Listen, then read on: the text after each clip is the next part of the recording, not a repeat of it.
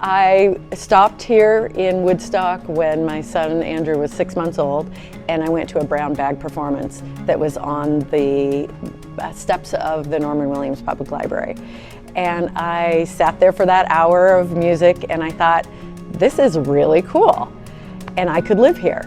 Little did I know that years later I would end up running the brown bag performances for 10 years. And it was a big part of my life. And the first performance that I saw in the theater, well before I knew I would be involved in it, was South Pacific, which was a huge community Broadway production. Yeah, and I saw people that I had just recently met since I'd recently moved to town and went to church with. I saw them on the stage, and I saw the community gather, and I saw this as a home, a real home, a heart home for me, and a center of what I considered to be important in Woodstock. And then when I took the position, I had been as a caterer and a restaurant owner and an event planner. I saw the position as an event planner. I thought I would be putting on events. About 6 months into it, I think, with the help of my dear board, who I had amazing boards, the light bulb went on that I was a fundraiser, and that I was a programmer, and that I was a community builder, and that my job was to support the school systems with their arts programming, to bring children here, to experience the arts, to go out into the community and bring arts, to make available to our local rural and town of Woodstock folk, touring artists, some who are on the national stage, and many, many talented people who weren't nationally known. And so it was a really great road that I went through to do the work that I did.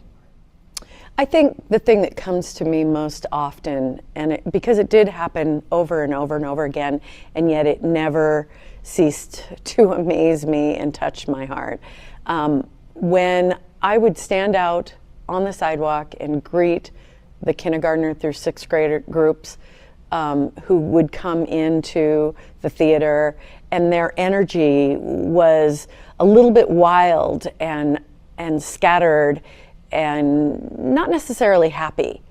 And when they left the theater, I saw a transformation. And had it just happened once, that would have been one thing.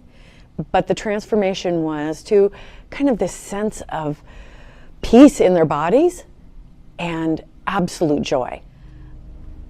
One of the other things that I absolutely loved and has such a strong memory for me was taking groups like the Army Navy bands in to work with the middle school and high school bands, or to bring a group like Hyannis Sound. Townsend Lyle is a local, but he had this singing group made up of all these collegiate singers, and they would perform, but they also did these workshops in the schools. And to see the kids, the young people, understand that they had a real voice, and that people who they'd just seen on the stage were listening to them was empowering, was really, really important.